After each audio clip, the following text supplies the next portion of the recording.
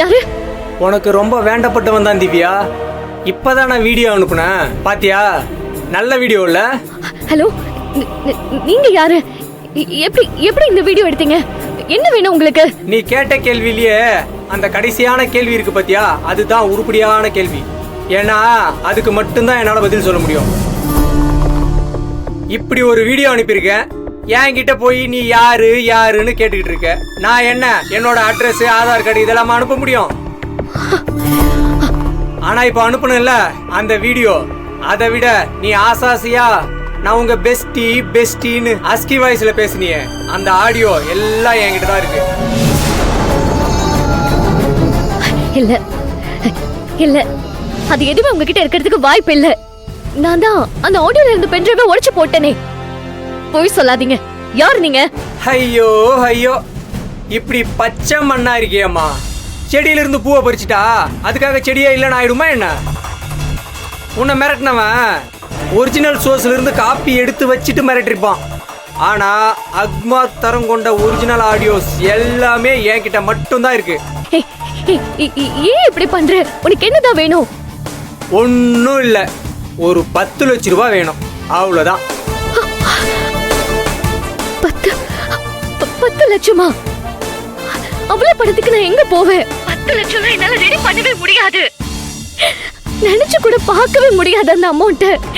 தயவு செஞ்சு என்ன விட்டுரு ப்ளீஸ். முடியுமா முடியாதான்லாம் உன்கிட்ட ஆப்ஷன்ஸ் கேட்கல நானு. 10 லட்சம் ரூபாய் தந்தா இந்த பென் டிரைவ் உன்கிட்ட கொடுத்துக்கிட்டு போயிட்டே இருப்பேன் நானு. இல்லன்னு வச்சுக்கோ, உன் வீட்டுக்கு இல்ல இல்ல இந்த ஊருக்கே எப்படியெல்லாம் ஷேர் பண்ணுமோ அப்படியெல்லாம் ஷேர் பண்ணிடுவேன், பாத்துக்கோ. வேணாம் வேணாம் வேணாம். இன்னும் 1 வீக் தான் டைம் உனக்கு. Hello hello hello.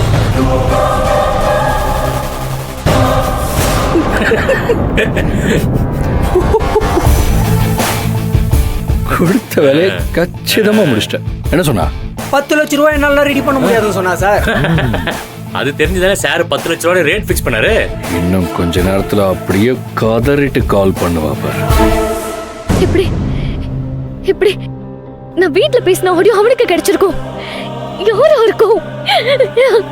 எனக்கு அந்த பென்ட்ரைவை நான் உடைச்சு போட்டதுல யூஸ் இல்லையடா. ஷோ, 10 லட்சம் ரூபாய் கேக்குறானே. 10 லட்சத்துக்கு நான் எங்க போவேன்? என்னால 10 லட்சம் கொடுக்கவே முடியாதே. ஒருவேளை நம்ம கொடுக்காம சொன்ன மாதிரி செஞ்சுட்டா நான் என்ன பண்றது? ஷோ கடவுளே.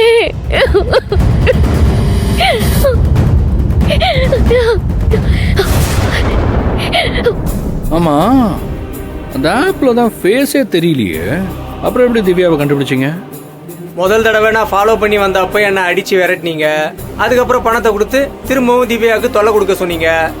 நீங்க எப்படி என்ன கண்டுபிடிச்சீங்களோ அப்படிதான் சார். ஏண்டா டேய், டூப்ளிகேட் மூட்டை ரெடி பண்ண சொன்னா ஒரிஜினல் மூட்டை ரெடி பண்ணி சார் கையை காலி பண்ண பார்த்துருக்கீங்க. இல்ல சார், கொஞ்சமாச்சும் உண்மையா இருக்கணும் தான் சார் ரெடி பண்ணேன். 3/4 டைல்யூட் பண்ணி தான் சார் முட்டையில ஃபில் பண்ணோம். இல்லனா உங்க கை திரும்ப கிடைச்சிருக்குமா, இல்ல அந்த பொண்ணு தான் திரும்ப கிடைச்சிருப்பாளா? அதெல்லாம் கரெக்ட் தான். டேய் சார், ஏன் திவ்யா எனக்கு கால் பண்ணாம இருக்கா? ஒருவேளை மிரட்டினதுல சூடு பத்தலையோ? இன்னும் கொஞ்சம் சூடு ஏத்துவோமா? சரிங்க சார்.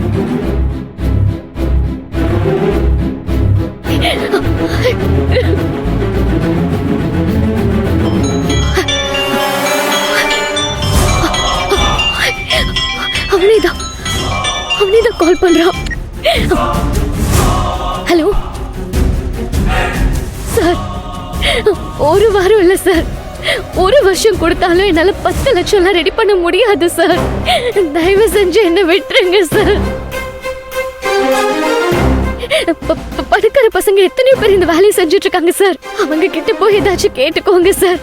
என்ன விட்டுருங்க சார் ப்ளீஸ் சார். நான் என்ன செய்யணும், யார்கிட்ட கேட்கணும்னு நீ எனக்கு சொல்லாத. உனக்கு 1 வாரம்லாம் டைம் கிடையாது, 1 நாள் தான். நாளைக்கு 1 நாள் டைம். நாளை கழிச்சு ஈவினிங் 5 மணிக்கு நான் கேட்ட 10 லட்சம் என் கைக்கு வரணும்.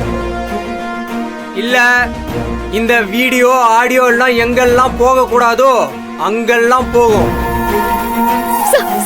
Hello hello hello hello.